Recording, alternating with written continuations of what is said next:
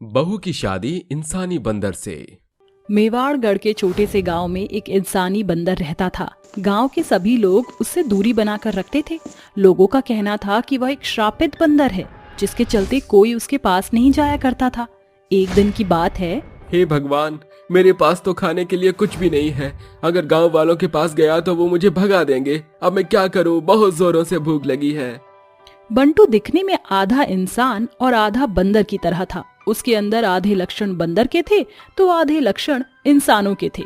वह खाने की तलाश में जंगल की तरफ भागने लगता है। वह देखते ही देखते एक के बाद एक पेड़ के ऊपर चढ़ता और फल फ्रूट ढूंढने लगता है। बंटू को एक पेड़ पर कई सारे सेब लटके हुए नजर आते हैं, जिसके बाद बंटू उस पेड़ पर चढ़कर सेब खाने लगता है। अरे क्या बात है, ये तो बहुत ही स्वादिष्ट नजर आ रहे हैं। बंटू पेड़ के ऊपर चढ़ने के बाद पेट भर के वहाँ सेब खा लेता है, जिसके बाद वह उस पेड़ से नीचे उतरता है। उस पेड़ के पास में एक नदी थी, जहाँ एक स्त्री जिसका नाम स्वरागिनी था, वह स्नान कर रही थी। अरे ये लड़की कौन है जो यहाँ पर स्नान कर रही है? बंटू पेड़ के पीछे छुपकर उस लड़की को देखने लगा। बंटू को वह लड़की बहुत खूबसूरत नजर आने लगी। उसकी नजरों में उस लड़की का अक्ष समा गया था। कितनी खूबसूरत लड़की है। ऐसी खूबसूरत लड़की मैंने पहले कभी नहीं देखी। बंटू उसे देख रहा होता है कि तभी अचानक से स्वरागिनी की नजर उसके ऊपर पड़ जाती है और वह जोर से चिल्लाने लगती है, बचाओ बचाओ बचाओ, यहाँ पर एक बंदर जैसा दिखने वाला आदमी है, कोई मुझे बचाओ। रुको रुको, शांत हो जाओ। लोगों को यहाँ मत बुलाओ, नहीं तो वो मुझे यहाँ से निकाल देंगे। मैं तुम्हें नुकसान पहुँचाने नहीं आया हूँ, मुझे माफ करना। मैं सिर्फ अपना पेट भरने के लिए यहाँ पर फल ढूंढने आया था। मेरी नज़र तुम पर पड़ी, लेकिन मैं तुम्हारा बुरा नहीं चाहता। स्वरागिनी के चिल्लाने पर बंटू उसके सामने आता है और उसे चुप कराने के लिए कहता है। बंटू के ऐसा कहने पर स्वरागिनी चुप हो जाती है और वह उससे पूछती है, ये सब तुम्हारे साथ कैसे हुआ? तुम तो आधा इंसान और आधा बंदर दिखाई देते हो। देखो मेरे साथ ये सब कैसे हुआ, इसका मैं तुम्हें कुछ नहीं बता सकता। ऐसा कहकर बंटू वहाँ से चला जाता है, जिसके बाद स्वरागिनी स्नान करके अपने कपड़े पहन लेती है और वापस घर को लौट आती है। स्वरागिनी विधवा और वह अपनी सास के साथ रहा करती थी। घर पर आने के बाद वह अपनी सास हेमा को आधे इंसान जैसे दिखने वाले बंदर के बारे में बताती है, जिसे सुनने के बाद हेमा अपनी बहू से कहती है, बहू, भगवान का लाख लाख शुक्र है कि तू सही सलामत वापस घर लौट आई। देखो उस बंदे से दूर रहना, वह श्रापित बंदर है, कहीं तुम्हें नुकसान न पहुंचा दे। श्रापित? आखिर उसे ऐसा कौन सा श्राप लगा है माँ जी? इसके बारे में कोई भी नहीं जानता। देखो मैं तुम्हें बार बार समझा रही हूँ, उससे दूर रहना। शाम को खाना खाने के बाद स्वरागिनी अपने कमरे में जाकर सोने लगती है, लेकिन सोने के बाद भी उसे आधे इंसान जैसे दिखने वाले बंदर के बारे में ख्याल आने लगता है। अगर वह आधा इंसान जैसा दिखने वाला बंदर लोगों को नुकसान पहुंचाता है तो उसने मुझे नुकसान क्यों नहीं पहुंचाया? स्वरागिनी ऐसा सोचते सोचते सो जाती है। अगले दिन जैसे ही सवेरा होता है, स्वरागिनी के दिमाग से आधा इंसान जैसा दिखने वाले बंदर का ख्याल जाता ही नहीं है। वह बार बार उसके बारे में सोचने लगती है। तभी उसकी सास उसके पास आती है और उससे कहती है, अरे बहू, घर में पानी खत्म हो गया है, जा तो जरा नदी से पानी भर के ले आ। स्वरागिनी नदी से पानी भरने के लिए चली जाती है। जैसे ही वह नदी के पास पहुंचती है, वह आधी इंसान जैसे दिखने वाले बंदर को देख लेती है, जो कि नदी से पानी पी रहा होता है। अरे ये तो वही है, कहीं मुझे देखकर ये बंदर डर ना जाए और यहाँ से भाग ना जाए। स्वरागिनी उसे बहुत देर तक देखती रहती है। तभी बंदर की नजर स्वरागिनी पर पड़ जाती है और वह उसे देखकर कहता है, तुम मुझे यहाँ पर छुप कर क्यों देख रही हो? मेरे सामने क्यों नहीं आई? कहीं तुम मुझसे डर के भाग ना जाओ, इसलिए मैं तुम्हारे सामने नहीं आई। स्वरागिनी बंदर से बातें करने लगती है, जिसके बाद हर रोज स्वरागिनी उससे बातें करने नदी किनारे आने लगती है। कुछ ही समय में स्वरागिनी को उस बंदर जैसे दिखने वाले आदमी से प्यार हो जाता है। वहीं दूसरी तरफ बंदर भी स्वरागिनी से प्यार करने लगता है। लेकिन एक दिन फिर से स्वरागिनी उससे पूछती है, आखिर ऐसा तुम्हारे साथ क्या हुआ है जो तुम्हें श्राप मिला है? ये कुछ समय पहले की बात है। मेरा नाम बंटू था। मैं इस जंगल में शिकार करने आया करता था। उस समय मैं नादान था और जानवरों के ऊपर बहुत अत्याचार किया करता था। मेरे अंदर जानवरों के लिए दया नहीं थी। एक दिन एक बंदरिया इस जंगल से जड़ी बूटी इकट्ठा करके अपने प्रेमी बंदर के पास ले जा रही थी, क्योंकि उसका प्रेमी बंदर जख्मी हालत में था। लेकिन उस समय मुझे जानवरों का शिकार करना बहुत अच्छा लगता था। मैंने अपना तीर चलाया, जिसके कारण वो बंदरिया जख्मी हो गई। जब उस बंदरिया ने मुझे देखा तो उसने मुझे देखते ही श्राप दिया। ये तुमने अच्छा नहीं किया। तुमने मुझे मेरे प्रेमी से जुदा कर दिया। अब वह भी इस दुनिया में नहीं बच पाएगा और मैं भी नहीं बच पाऊंगी। लेकिन इस दुनिया से जाने से पहले मैं तुम्हें श्राप देती हूँ कि आज के बाद तुम आधे इंसान और आधे बंदर के रूप में रहोगे। मुझे माफ कर दो, मुझसे गलती हो गई। आज के बाद मैं कभी किसी भी जानवर का शिकार नहीं करूंगा। अपना श्राप वापस ले लो, मुझे अपनी गलती का पछतावा है। बंटू उसके सामने रोने लगता है, गिड़गिड़ाने लगता है, जिसके बाद उस बंदरिया को उसके ऊपर थोड़ा सा तरस आ जाता है और वह उससे कहती है, इस श्राप का अब एक ही तोड़ है। जब तक कोई लड़की तुमसे सच्चा प्यार करके तुमसे शादी नहीं करेगी, तब तक तुम इस श्राप से मुक्त नहीं हो पाओगे। उस दिन के बाद से मैं श्राप से मुक्त हो ही नहीं पाया। स्वरागिनी विधवा थी, लेकिन फिर भी वह बंटू से कहती है, मैं तुम्हें पसंद करती हूँ, क्या तुम मुझसे शादी करना चाहोगे? ये सुनते ही बंटू के पैरों तले जमीन खिसक जाती है। उसे कुछ समझ नहीं आता। लेकिन एक विधवा होकर तुम मुझसे शादी करोगी, समाज में कोई तुम्हारी इज्जत नहीं करेगा। जब मेरे सर पर मेरे पति का हाथ होगा तो समाज का कोई भी व्यक्ति मेरे ऊपर उंगली नहीं उठा पाएगा। स्वरागिनी और बंटू एक दूसरे से शादी करने के लिए तैयार हो जाते हैं। बंटू और स्वरागिनी दोनों एक मंदिर में जाते हैं, जहां वे दोनों भगवान को साक्षी मानकर एक दूसरे से शादी कर लेते हैं। उनकी शादी संपन्न होते ही चारों तरफ आंधी तूफान चलने लगते हैं और जोर जोर की हवाएं भी चलती हैं। बंटू बंदर के श्राप से मुक्त हो जाता है और वापस से एक इंसान के रूप में आ जाता है। अरे वाह, मैं तो सच में श्राप से मुक्त हो गया। मैं तुम्हारा बहुत बहुत शुक्रिया अदा करता हूँ। बंटू स्वरागिनी को लेकर वापस गांव आ जाता है, जहां गांव के सभी लोग स्वरागिनी को बहुत सी जली कटी बातें सुनाते हैं। जिसके बाद बंटू उन सभी से कहता है, आप लोगों को मेरी पत्नी के ऊपर उंगली उठाने का कोई अधिकार नहीं है। ये मेरी पत्नी है और मैं इसका पति हूँ। आज से ये विधवा नहीं है, मैं इसका साथी हूँ।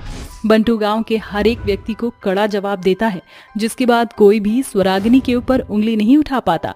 उस दिन के बाद से बंटू और स्वरागिनी दोनों एक साथ खुशी खुशी अपना जीवन व्यतीत करने लगते हैं। बहू लाई अपनी सौतन। पूरा घर रंग बिरंगे लड़ियों से जुगनू के जैसे रोशन हो उठा था। कहीं हलवाई पकवान पका रहे थे तो कहीं औरतें ब्याह के लोकगीत गा रही थी। वहीं दूसरी ओर वो सुहागन, जिसका नाम सुहानी था, अपने पति के सर पर सहरा सजा रही थी। तभी उसकी आंखों से आंसू डबडबा जाते हैं और उसे रोता देखकर राघव नर्म होकर कहता है, सुहानी, अब भी वक्त है, छोड़ दो अपनी हट, वरना एक साथ 3-3 जिंदगियां तबाह हो जाएंगी। मैं जानता हूं ये शादी तुम्हारे सीने से नासूर की तरह टीस मार रही है। तुम्हारे आंसू इस बात का जीता जागता गवाह है। राघव, ऐसा कुछ नहीं है। वो मेरे आंख में तिनका चला गया था। बारात दूल्हे का इंतजार कर रही है, जाइए। ऐसा बोलते हुए सुहानी के शब्द उसका साथ छोड़ रहे थे। वो नम आंखों से राघव को दूसरी शादी के लिए विदाई देती है। अब जाइए राघव। राघव के जाते ही सुहानी कपकपाते कदमों से आगे बढ़कर अपने कमरे का फाटक बंद करके फूट फूट कर रोने लगती है। ये कैसी अग्नि परीक्षा ले रहा है भगवान तू। ये पहली बार है, ये पहली बार है जब कोई सुहागन अपनी इच्छा से सौतन ला रही है। एक सुहागन अपना सब कुछ न्यौछावर कर देती है, मगर सुहाग और सिंदूर का बंटवारा नहीं कर पाती। मगर मैं मजबूर हूँ अपनी मांग का सिंदूर अपनी सौतन से बांटने को। क्या हूँ मैं, एक अभागन या सुहागन? आखिर क्यों सुहानी अपने पति की दूसरी शादी करवा रही है? क्यों वो अपने ही फैसले पर सवाल खड़े कर रही है? क्या राघव के पुनर्विवाह के पीछे छिपा है एक पत्नी का प्यार, या छिपा है सास का षड्यंत्र? जानने के लिए कहानी के पिछले भाग के पन्नों को पलटना होगा।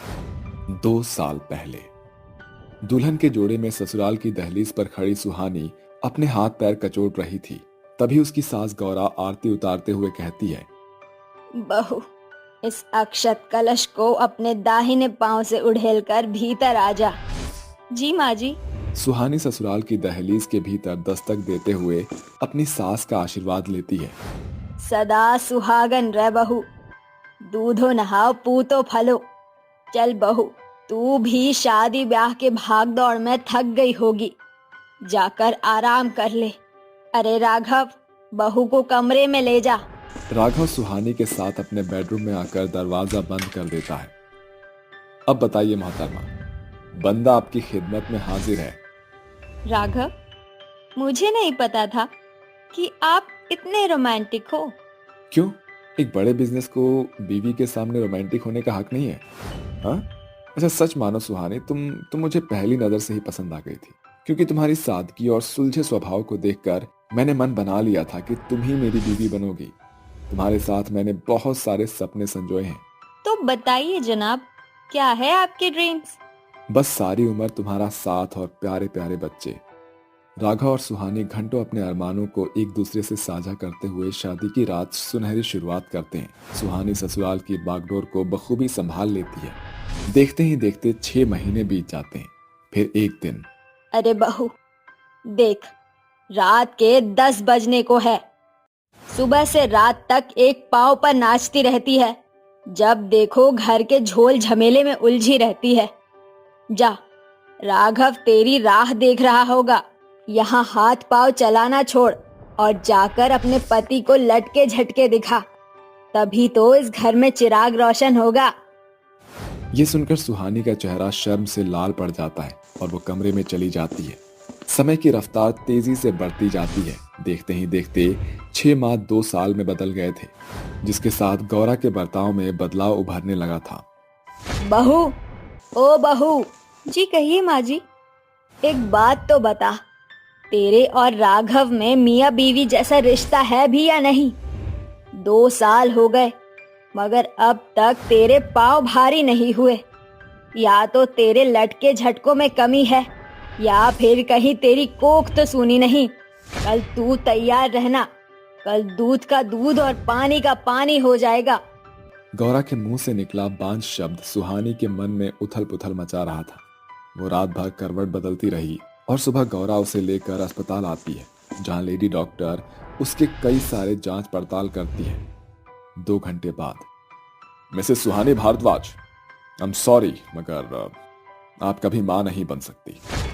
अपने माथे पर लगा बांझ बहू का ठप्पा सुहानी को झकझोर कर रख देती है। उसके मन में अपने पति के अरमान टूटते दिखाई पड़ रहे थे। ये खबर राघव को पता चलती है। माँ, इसमें क्या बड़ी बात है? अरे राघव, तेरी बीवी बांझ है। मैं मेरे घर के वंश को डूबने नहीं दूंगी। अब मैं बिना देरी किए तेरा दूसरा ब्याह कराऊंगी। जब सौतन इस बांझ के सीने पर कीला गाड़ेगी तो ये भाग जाएगी। माँ, चाहे मैं जिंदगी भर बेऔलाद क्यों न रहूं, मगर मैं दूसरी शादी नहीं करूंगा। राघव अपना फैसला सुनाकर कमरे में चला जाता है और गौरा अपनी बात सुहानी पर थोपते हुए कहती है, देख सुहानी, तेरे कोख को बांझ का दीमक लग चुका है। अब तुझे अपनी सास के लिए अपने पति का पुनर्विवाह कराना होगा। सुहानी को कुछ भी समझ नहीं आता। तभी उसकी सहेली शनाया उससे मिलने आती है।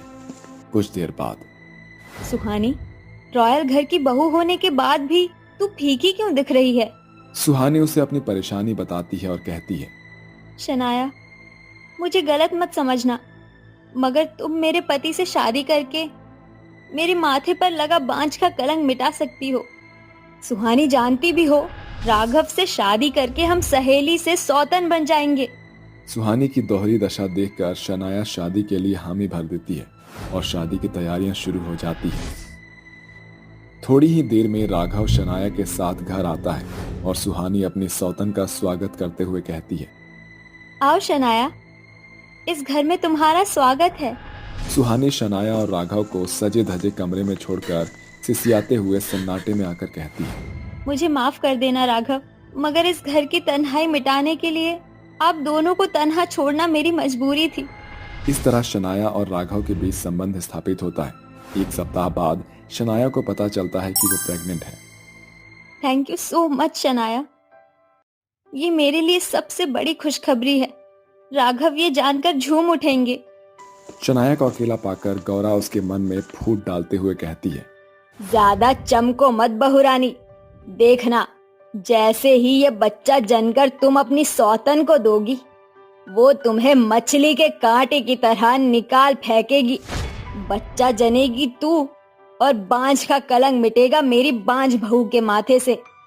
गौरा की मतराई भरी बातें शनाया के मन में घर कर जाती। वो इस बात को ना तो निगल पा रही थी और ना ही उगल पा रही थी। शनाया के सर पर अब सौतन की डाह सवार हो गई थी। वो सुहानी से खींची खींची सी रहने लगी। 9 महीने बाद शनाया एक प्यारे से बेटे को जन्म देती है। लाओ शनाया, मुन्ने को मुझे दे दो। नहीं, मेरे बच्चे को हाथ मत लगाना। शनाया, शायद तुम भूल गई हो कि सुहानी ने इस बच्चे के लिए 9 माह की तपस्या की है। मगर ये बच्चा मेरा है, मैं इसकी जननी हूँ।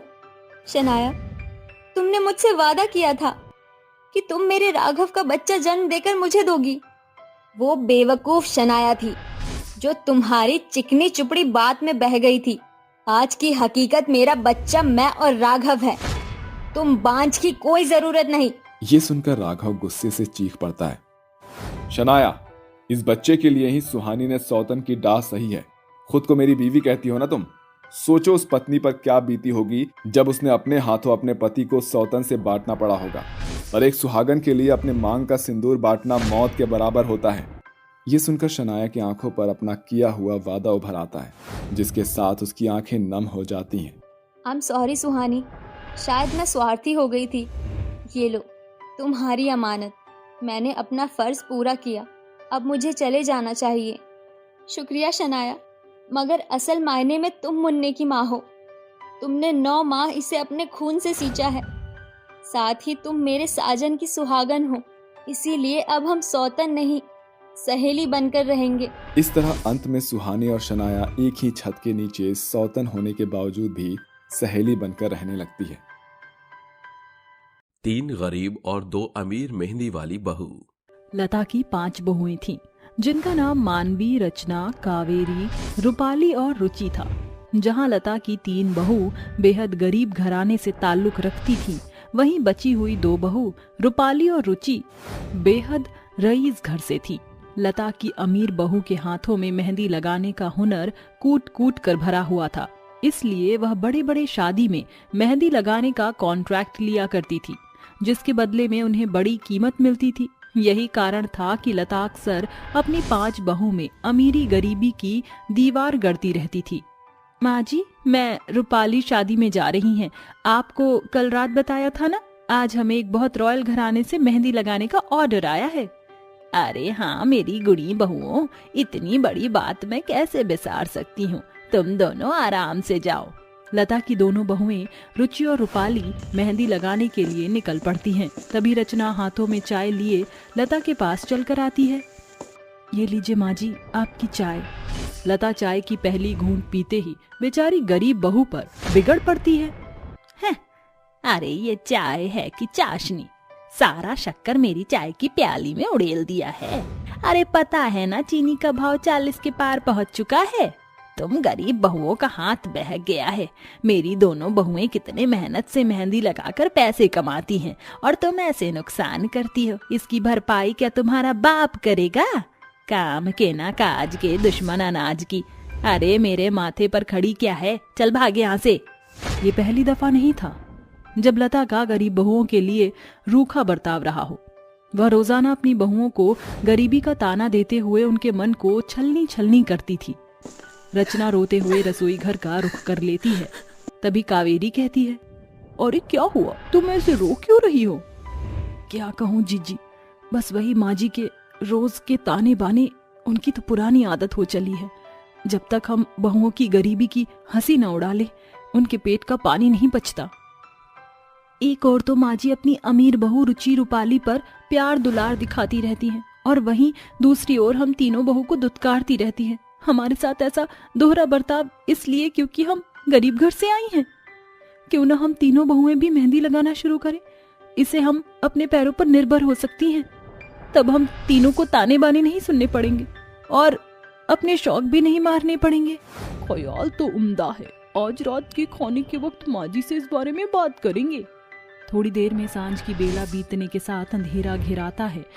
तीनों बहू खाना पकाकर टेबल पर परोसती हैं। तभी लता की अमीर बहुएं भी कांधे पर बैग टांगे घर में पधार पड़ती हैं। अरे आओ आओ मेरी मेहनती बहुओं, बड़ी लंबी उम्र है तुम्हारी, तुम्हें ही याद कर रही थी।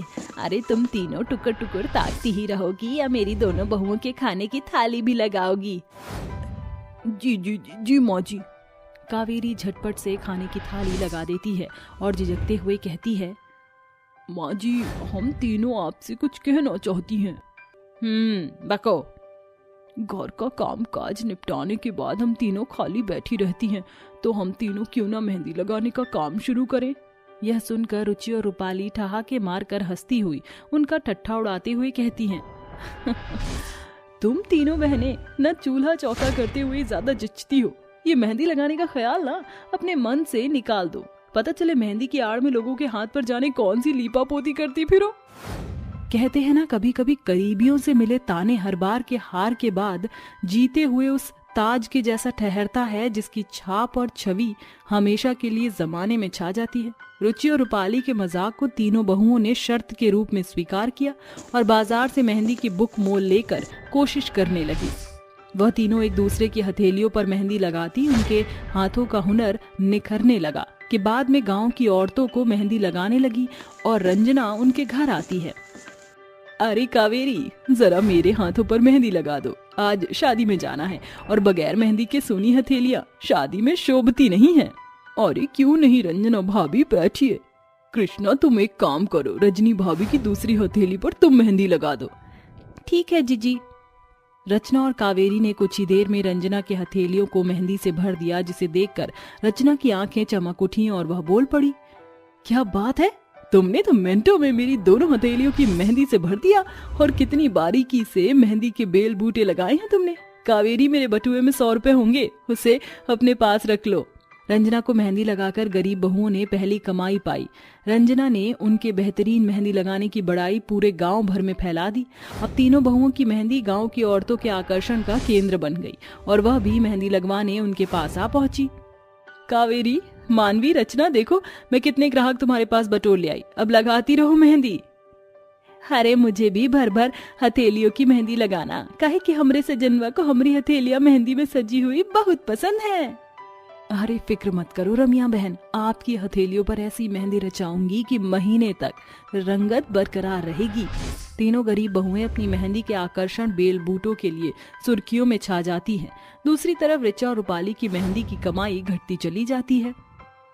रूपाली, ये मेहंदी का फंक्शन हम दोनों के लिए बड़ा टर्निंग पॉइंट हो सकता है। हाँ, क्योंकि मुद्दतों बाद रॉयल फैमिली में मेहंदी लगाने का मौका जो मिला है। जैसे ही रिचा और रूपाली रॉयल मेहंदी फंक्शन में पहुंचती हैं तो अपनी तीनों गरीब देवरानी को देखकर गुस्से से तिलमिला उठती हैं। तुम तीनों यहाँ क्या कर रही हो? निकलो यहाँ से।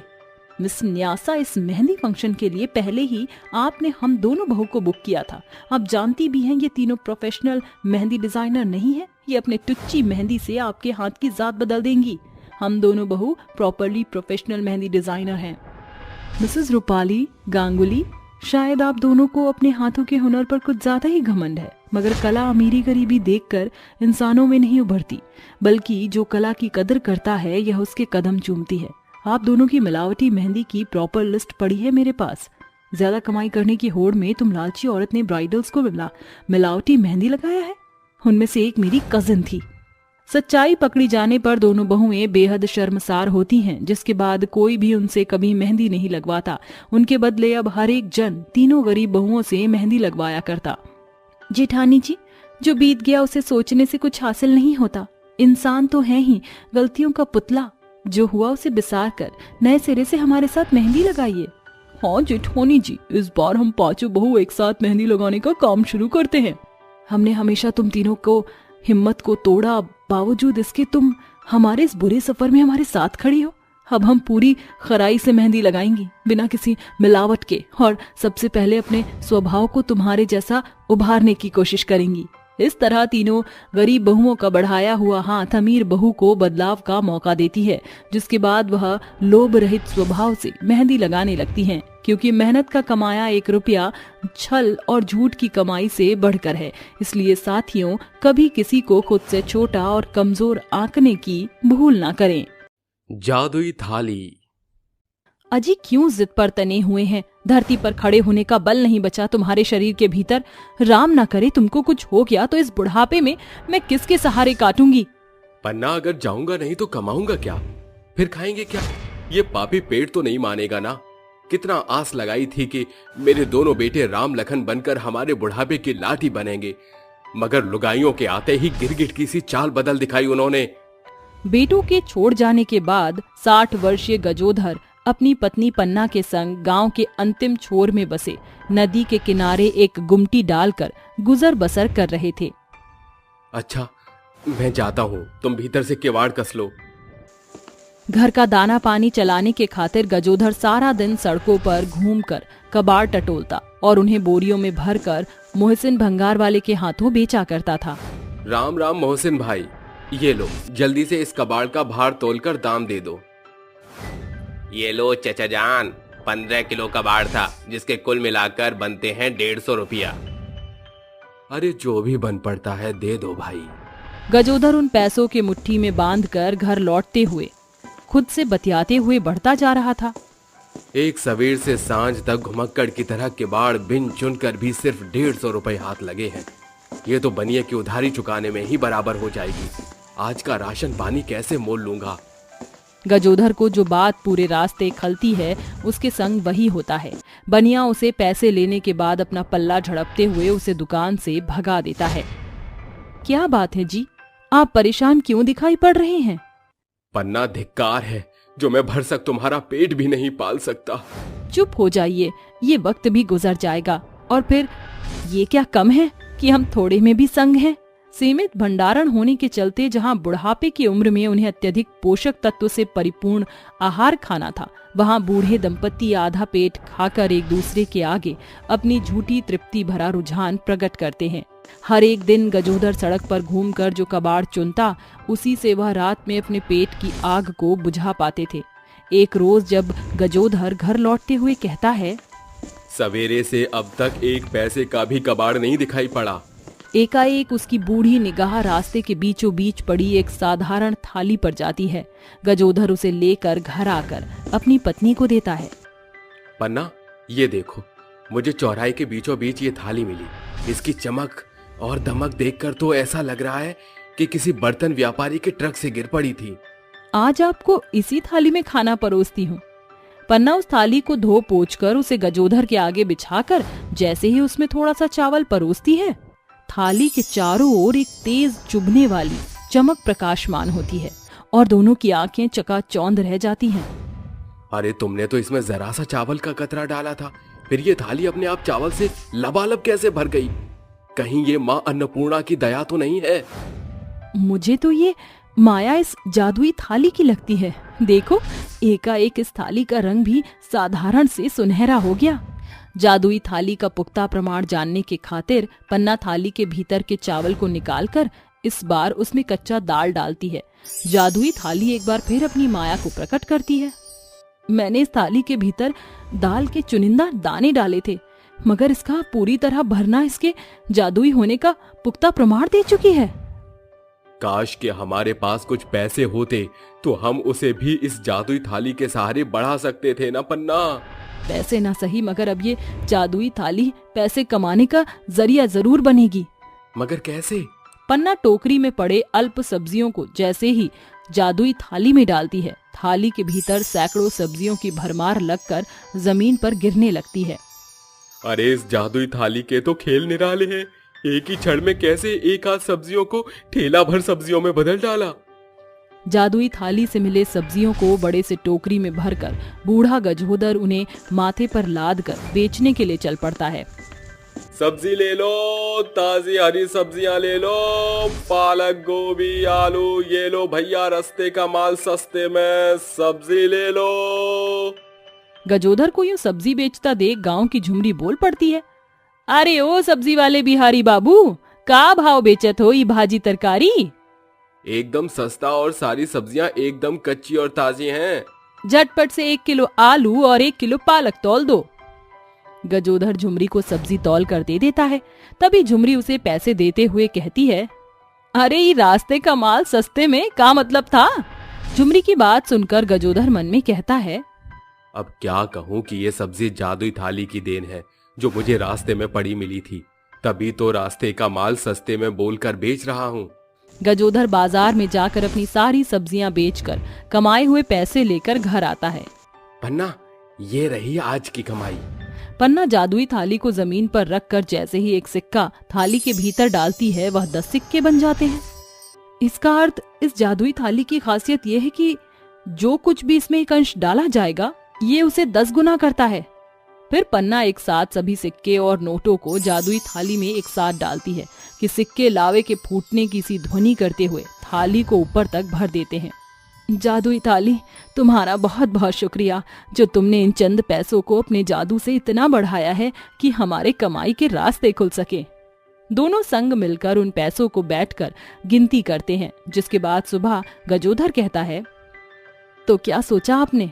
रात भर सोचने के बाद मैंने ये तय किया है कि जिस जादुई बर्तन से मुझे ये पैसे मिले हैं उसे मैं बर्तन बेचने का काम खोलूंगा। उसी दिन गजोधर एक खाली पड़ी दुकान खरीदकर उसमें बर्तन बेचने का कारोबार शुरू करता है, जहां सतपाल आकर कहता है, अरे चाचा, जरा थाली दिखाना। तभी उसके बगल में बैठी पत्नी झुमरी कहती है, हाय दैया सजनवा, ईता उन्हें भाजी तरकारी वाले चाचा हैं जौन से हम कल सब्जी खरीद रहे। इतनी जल्दी धंधा हेर फेर कर डाला। अरे बिटिया, जो बीत गया वो बीत गया। अब ये पन्ना बर्तन भंडार ही मेरा पुख्ता काम है। गजोधर एक एक करके उन्हें कई बर्तन दिखाता है। तभी झुमरी की नजर कोने में रखी जादुई थाली पर पड़ती है। वो थाली की नक्काशी बड़ी नीक है।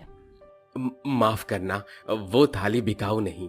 दरअसल वो थाली इस बर्तन की दुकान की शोभा है। दोनों बर्तन खरीदकर गजोधर को पैसे देकर जाते हैं और गजोधर कहता है, ये इस दुकान की पहली कमाई है, जादुई थाली। इसे मैं तुम्हें सौंपता हूँ। हर एक दिन की शुरुआत गजोधर अपने जादुई थाली का बखान करके करता। कुछ ही दिन में उसके बर्तन की दुकान परवान चढ़ जाती है। दिन भर की कमाई को गजोधर जादुई थाली में डालता, जिससे वह जादुई थाली उसे 10 गुना करके लौटाया करती, जिससे वह घर बार, अच्छा खान पान सब कुछ हासिल करते हैं।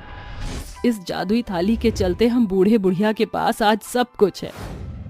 मगर पन्ना, उनका क्या, जिनके बेटे ब्याह के बाद अपने उस बुजुर्ग माँ बाप को भूल जाते हैं जो उन्हें माली बनकर खून से सींचकर बड़ा करता है। वही बच्चे उन्हें कांटों में लाकर छोड़ देते हैं। गजोधर जादुई थाली में अपनी सारी कमाई डालता है। तभी जादुई थाली उसे 10 गुना पैसे फेर कर लौटाती है, जिसे वह बुजुर्ग के खातिर एक आरामदायक वृद्धाश्रम बनवाकर वहां सुख सुविधा की तमाम चीजों की उपलब्धि करता है। हम बूढ़े बुढ़िया ने जो झेला है वो अब उम्र के इस पड़ाव में किसी और बुजुर्ग को नहीं झेलना होगा। तुम्हारा शुक्रिया जादुई थाली, मैं आजीवन तुम्हारा एहसानमंद रहूंगा। तुमने सिर्फ न हमारा पेट भरा है, बल्कि अपनी जादुई शक्ति से हमको फर्श से अर्श तक पहुंचाया है। इस तरह वह दंपति आगे भी जादुई थाली का लगातार सदुपयोग करते हैं। कभी वह जादुई थाली से भूखे की भूख मिटाते तो कभी बेसहारों का सहारा बनते थे। काली बहू ने किया गोरी सौतन का स्वागत। सुप्रिया, मैं तुमसे बहुत प्यार करता हूँ। मैं तुम्हारे बिना नहीं रह सकता। मेरी माँ ने मेरी शादी जबरदस्ती एक काली लड़की से करवा दी है। मुझे तो उसे देखना भी पसंद नहीं है। अरे यार, अब हम दोनों को शादी कर लेनी चाहिए, क्योंकि इस तरह तो वो काली कलूटी घर से जाएगी नहीं। जब उसकी सौतन घर पर आएगी तो उसके पास और कोई चारा नहीं होगा। कैलाश अपनी गर्लफ्रेंड सुप्रिया से बात कर रहा होता है। वहीं दूसरी तरफ उसकी माँ उर्मिला अपनी बहू काजल के साथ बैठकर बात कर रही होती है। अरे बहू, तूने ये क्या हालत बना रखी है अपनी। देख, एक औरत को अपने पति को काबू करना आना चाहिए, नहीं तो पति हाथ से निकल जाता है। माँ जी, आप ये कैसी बातें कर रही हो भला? मैं ये सब कैसे करूंगी? और फिर कैलाश जी जब मेरे सामने आते हैं तो मुझे तो उन्हें देखते ही शर्म आ जाती है। अरे देख, तू उसे थोड़ा अपनी तरफ खींच, नहीं तो वो तेरे लिए कोई गोरी सौतन उठा के ले आएगा। अगर ऐसा हुआ तो माँ जी, आप मेरे साथ हो ना, हम दोनों मिलकर उस लड़की को भगा देंगे। अरे बहू, तू तो बहुत भोली है। तू नहीं जानती कि आजकल की लड़कियां मर्दों को कैसे रिझा लेती हैं। उर्मिला ऐसा कह ही रही होती है कि तभी अचानक से उसके दरवाजे पर कोई दस्तक देता है। माँ जी, आप रुकिए जरा, मैं देख कर आती हूँ दरवाजे पर कौन है। शायद कैलाश जी आ गए होंगे। ऐसा सोचकर काजल दरवाजा खोलने के लिए जाती है। दरवाजे पर कैलाश सुप्रिया के साथ खड़ा होता है। सुप्रिया की मांग में सिंदूर और कैलाश के गले में माला देखकर काजल को यह समझने में देर नहीं लगती कि उसका पति कैलाश उसके लिए एक गोरी सौतन लेकर आया है। अरे तुम यहाँ क्या कर रही हो? जाओ मेरी माँ को बुलाकर लेकर आओ, उन्हें कहो कि उनका बेटा उनके लिए बहू लेकर आया है। हाय मुरी दैया, ये सब क्या देख रही हूँ मैं? कैलाश जी, आप तो मेरे पति हो और फिर आप मेरे होने के बावजूद भी किसी और से शादी कैसे कर सकते हो? तभी वहाँ पर उर्मिला आ जाती है और कहती है, अरे निकम्मे, ये किस लड़की को उठाकर ले आया है तू घर पर? अरे जरा इसके कपड़े तो देख, लग रहा है जैसे चूहियों ने कुतर दिए हैं। ओहो माँ जी, ये कौन से जमाने की बातें कर रही हो आप? ये तो आजकल का फैशन है, फैशन। चुप कर जा गोरी छिपकली, तुझे क्या लगता है कि तू मेरे पति को फंसा लेगी और मैं चुप रहूंगी? अजय, आपने ये सोच भी कैसे लिया कि आप मेरी सौतन घर ले आओगे और मैं चुप रहूंगी? अरे मुझे सीधी सादी मत समझना। कैलाश काजल का काली का रूप देखकर हैरान रह जाता है और उससे कहता है, देखो मुझे तुम बिल्कुल भी पसंद नहीं हो, तुमसे मेरी शादी जबरदस्ती करवाई गई है। अरे मैं इतना गोरा हूँ तो मेरी पत्नी भी गोरी ही होनी चाहिए ना। मैं सुप्रिया से बहुत प्यार करता हूँ और आप लोगों ने ये स्वागत किया है मेरी पत्नी का। कैलाश, इससे अच्छा तो हम दोनों मेरे घर पर चलते, कम से कम मेरी माँ हमारा स्वागत तो अच्छे से करती।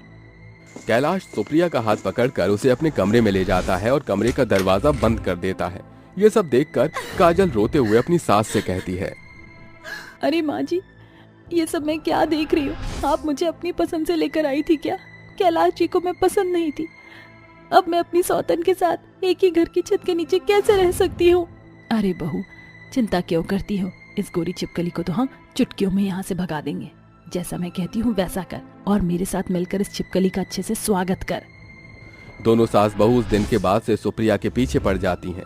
अगले दिन जैसे ही सवेरा होता है, सुप्रिया मिनी स्कर्ट और टॉप पहनकर बाहर आती है, जिसे देखकर काजल कहती है, हे भगवान, ये आधी नंगी चुड़ैल सुबह सुबह हमारे घर में कहाँ से आ गई? अरे थोड़ी तो शर्म करो, जमाना थू थू करेगा कैलाश जी के ऊपर। अरे तुम ये कैसी बातें कर रही हो? कैलाश जी तो मुझे ऐसे कपड़ों में देखकर बहुत खुश होते हैं।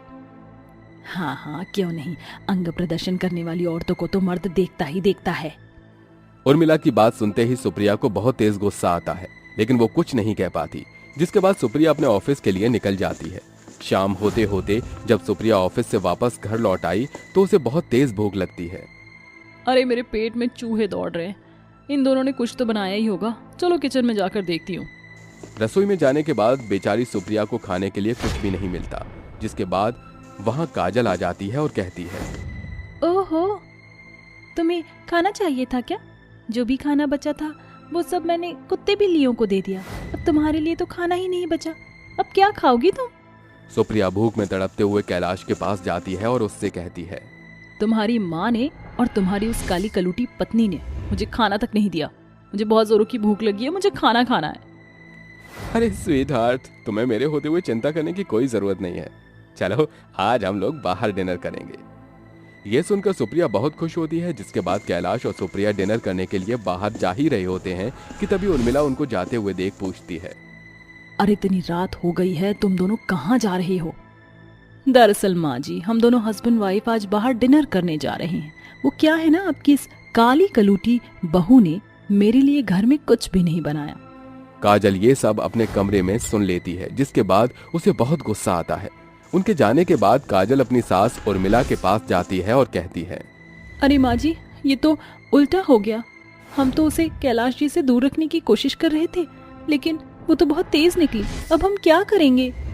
आने दे उसको, आज की रात मैं उसे सबक सिखाकर ही रहूंगी। रात को डिनर करने के बाद दोनों वापस घर लौट आते हैं और सोने के लिए चले जाते हैं। उन दोनों के सोने के बाद उर्मिला एक छोटा सा पिंजरा लेकर आती है, जिसमें कई सारे चूहे बंद होते हैं। वो अपनी बहू काजल के साथ मिलकर उन चूहों को सुप्रिया के ऊपर छोड़ देती है और चुपके से वहां से चली जाती है। रात भर चूहों के डर से सुप्रिया सो भी नहीं पाती। वहीं दूसरी तरफ कैलाश गहरी नींद में सो जाता है।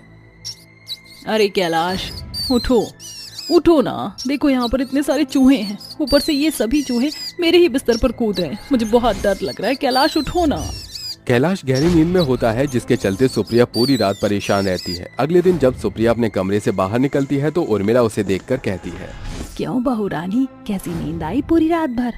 सुप्रिया सब कुछ समझ जाती है जिसके बाद वो कैलाश को ये सब बताती है, लेकिन कैलाश उसकी बात का विश्वास ही नहीं करता और वो सुप्रिया से कहता है, अरे तुम्हें कोई गलत फहमी हुई है। अरे वो काली जरूर है, लेकिन इतनी चालाक नहीं कि वो तुम्हें परेशान कर सके। मैं उसे बहुत अच्छे से जानता हूँ, वो बिल्कुल भीगी बिल्ली है। सुप्रिया कई बार कैलाश को समझाने की कोशिश करती है, लेकिन कैलाश उसकी बातों को नजरअंदाज कर देता है, जिसके चलते सुप्रिया को बहुत गुस्सा आता है और वो कैलाश से कुछ कहना ही छोड़ देती है। वहीं दूसरी तरफ उसके ऑफिस में एक स्मार्ट और हैंडसम लड़का आता है, जिसके बाद सुप्रिया उससे अपनी बातचीत बढ़ाना शुरू करती है। एक दिन सुप्रिया अपने आप से कहती है, अरे मैं कब तक इस काली कलूटी और इस डेंजरस सास को झेलूंगी। ये सब मेरे बस की नहीं है। इससे अच्छा तो मैं किसी अमीर लड़के को पटा लेती हूँ। कम से कम मैं उसके साथ खुश तो रहूंगी और फिर इतने ड्रामे भी नहीं होंगे मेरे साथ। देखते ही देखते सुप्रिया अपने ऑफिस के एक लड़के के साथ शादी करके भाग जाती है। जैसे ये बात कैलाश को पता चलती है, वो रोते हुए अपनी माँ और अपनी पत्नी काजल के पास आता है। मुझसे गलती हो गई, मुझे माफ कर दो काजल। तुम काली हो लेकिन तुमने मुझे छोड़ा नहीं। सुप्रिया ने तो 2 दिन में ही मुझे छोड़ दिया। मुझे अपनी गलती का पछतावा है। अरे बहू, शाम का भूला सुबह जब घर वापस लौट आए तो उसे भूला नहीं कहते। तू भी अपने गिले शिकवे को मिटा दे और कैलाश के साथ खुशी खुशी अपने जीवन की शुरुआत कर। काजल कैलाश को माफ कर देती है, जिसके बाद काजल और कैलाश दोनों एक साथ खुशी खुशी रहने लगते हैं।